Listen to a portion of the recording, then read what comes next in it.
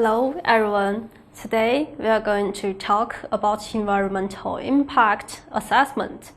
Through this class, we need to answer the following questions. 1. What is environmental impact assessment? 2. What is the importance of EIA? 3. What are the objectives, processes, and types of EIA?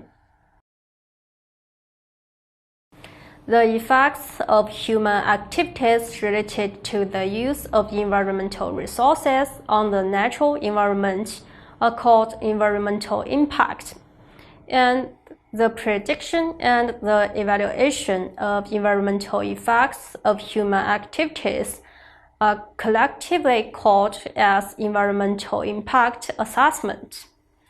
Environmental impact assessment is a method of evaluating environmental consequences such as environmental change, construction of dams, reservoirs, roads, rails, bridges, industrial locations, urban expansion, and so on, and the maximum possible adverse effects of these environmental changes due to human activities. Why do we need environmental impact assessment? EIA links to the environment with development for environmentally safe and sustainable development. EIA gives a cost-effective method to eliminate or reduce the adverse impact of developmental projects and schemes. It is a government policy that any industrial projects have to obtain EIA clearance from the Ministry of Environmental before approval by the Planning Commission. EIA is potentially a necessary component of good environmental management prediction of it. EIA enables the decision makers to analyze the effects of developmental activities on the environment well before the developmental project is implemented. EIA encourages the adoption of mitigation strategies in the developmental plan. EIA ensures that the development plan is environmentally good and within the limits of the capacity of assimilation and regeneration of the ecosystem. EIA is a tool to anticipate the possible damage to the environment caused by development projects and schemes. EIA creates efforts to prevent or minimize damage to the environment and the biosphere and stimulate the health and welfare of man. EIA seeks to increase the understanding of the ecological system and the importance of natural resources to the nation and to provide for the appropriate institutional structure to carry out the objectives.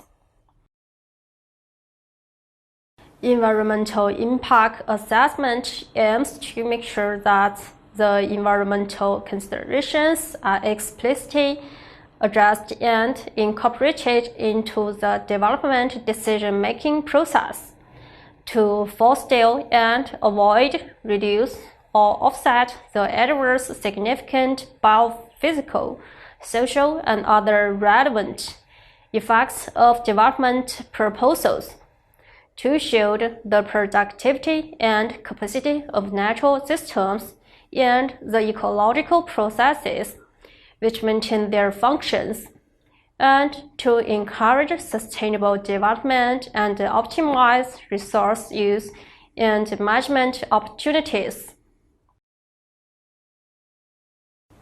To construct EIA, following sections should be considered.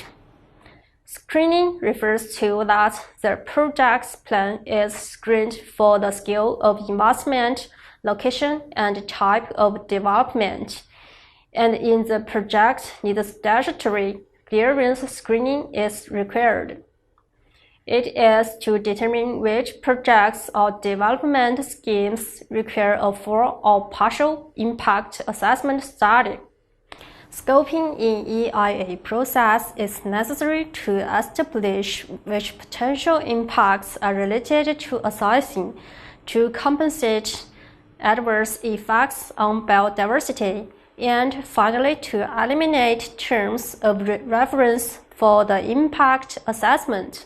Collection of baseline data is to study the original status of the environment in the area before the development work of the project is started.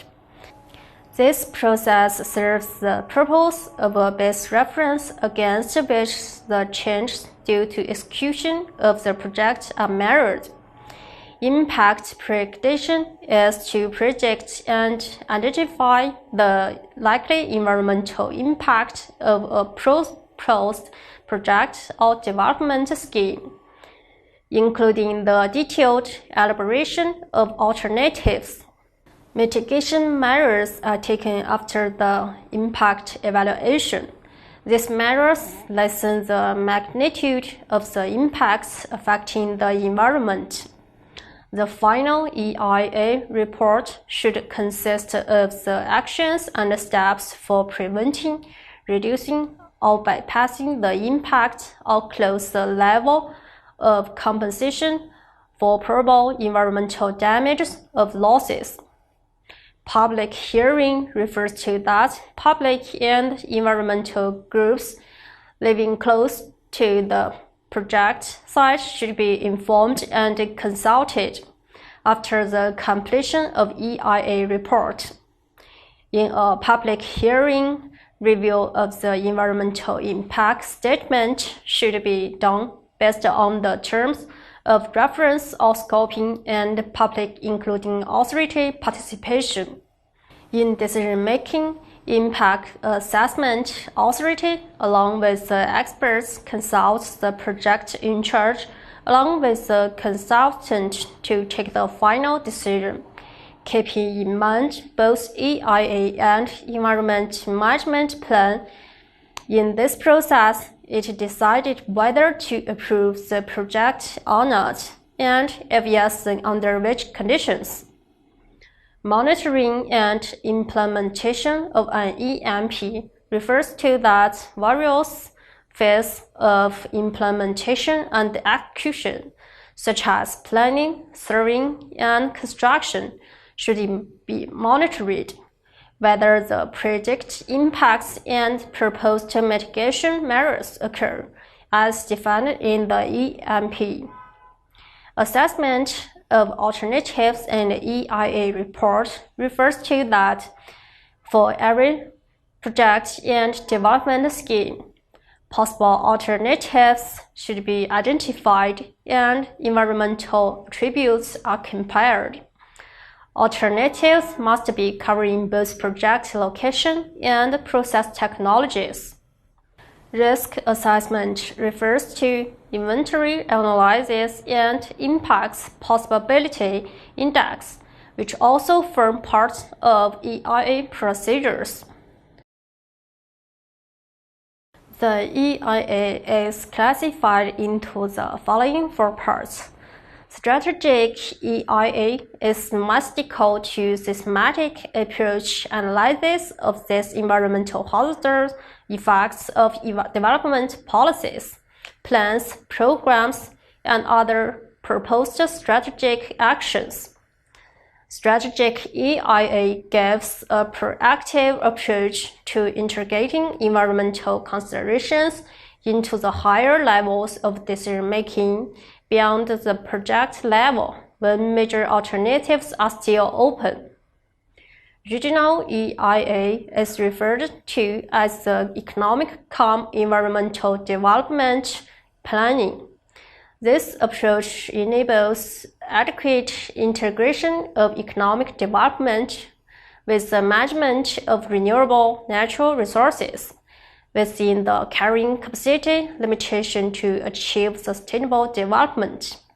As an alternative to project-level EIA, an EIA taken place in the context of regional and sectoral level planning is called a sectoral EIA, which will come to the aid in addressing specific environmental problems that may be encountered in planning and implementing sectoral development projects.